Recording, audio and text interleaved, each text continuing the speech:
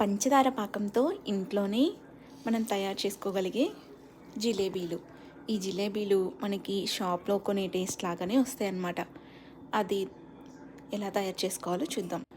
ముందుగా ఒక గ్లాసు మినపప్పుని నానబెట్టుకొని శుభ్రంగా కడిగి ఈ విధంగా మిక్సీ పట్టుకోండి. ఇలా మిక్సీ పట్టుకున్న తర్వాత అంటే మెత్తగా ఉండాలి, కొద్దిగా వాటర్ యాడ్ చేసుకొని పట్టుకోండి.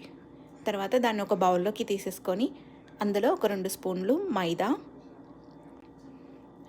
1 స్పూన్ కార్న్ ఫ్లోర్, ఇది మనకి క్రిస్పీనెస్ని ఇస్తుందన్నమాట. కొద్దిగా సోడా ఉప్పు వేసుకొని బాగా కలుపుకోండి. ఇది కలుపుకున్న తర్వాత గట్టిగా అనిపిస్తుందండి పిండి. అప్పుడు 2 స్పూన్లు పెరుగు కూడా యాడ్ చేసుకోండి. పెరుగు, ఫుడ్ కలర్ కూడా యాడ్ చేసుకోండి. మీకు ఫుడ్ కలర్ వద్దు అనుకుంటే దాన్ని అవాయిడ్ చేసుకోవచ్చు. ఇదంతా కూడా బాగా కలుపుకోండి. మరీ లూజ్గా చేయొద్దండి, ఆయిల్ పీల్ చేస్తుంది. సో అందుకని ఇది కొంచెం థిక్గా ఉండేలాగానే కేక్ బ్యాటర్ లాగా ఉండాలన్నమాట. ఈ మిశ్రమం అంతా కూడా చక్కగా కలిసేలాగా బాగా చేత్తో అయినా కలుపుకోవచ్చు, ఏదైనా స్పూన్తో అయినా మిక్స్ చేసుకోవచ్చు, బీటర్ ఉంటే బీటర్తో అయినా కూడా మిక్స్ చేసుకోవచ్చు అనమాట. చక్కగా అంతా అన్నీ కలిసేలాగా ఈ విధంగా కలుపుకోండి. తర్వాత ఒక కవర్ తీసుకోండి. ఏదో ఒక కవరు లేదా క్లాత్, మీ దగ్గర పాల కవర్ ఉన్నా కూడా అది కూడా యూస్ చేసుకోవచ్చు. ఈ విధంగా పిండినంతా కూడా ఆ కవర్లోకి వేసేసుకొని చివర్లో కొద్దిగా చిన్న హోల్ పెట్టుకోండి. మరీ చిన్నది వద్దండి, ఈ విధంగా ప్రెస్ చేసినా కూడా రాదనమాట. కొద్దిగా పెద్దది హోల్ పెట్టుకోండి.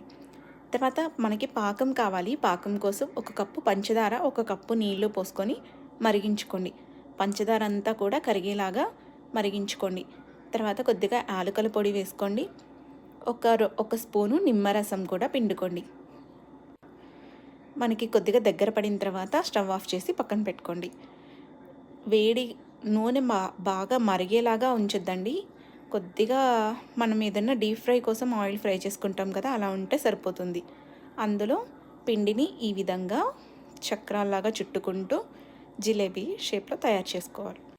నార్మల్ సర్కిల్స్ లాగా చుట్టేసుకోవచ్చండి, లేదంటే జాంగ్రీలాగా కూడా చేసుకోవచ్చు అనమాట. నేను ఇలా ట్రై చేశాను, మీకు ఎట్లా వీలైతే అలా వేసుకోండి. అన్నిటినీ ఈ విధంగా వేసుకొని చక్కగా 2 వైపులా కాల్చుకోండి. కాలిన తర్వాత తీసి మన పంచదార పాకం పక్కన పెట్టుకున్నాం కదా, ఆ పంచదార పాకంలో వేసుకొని అటు ఇటు డిప్ చేసుకున్నట్లుగా పంచదార పాకాన్ని ఈ జాంగ్రీకి అంటించుకోండి.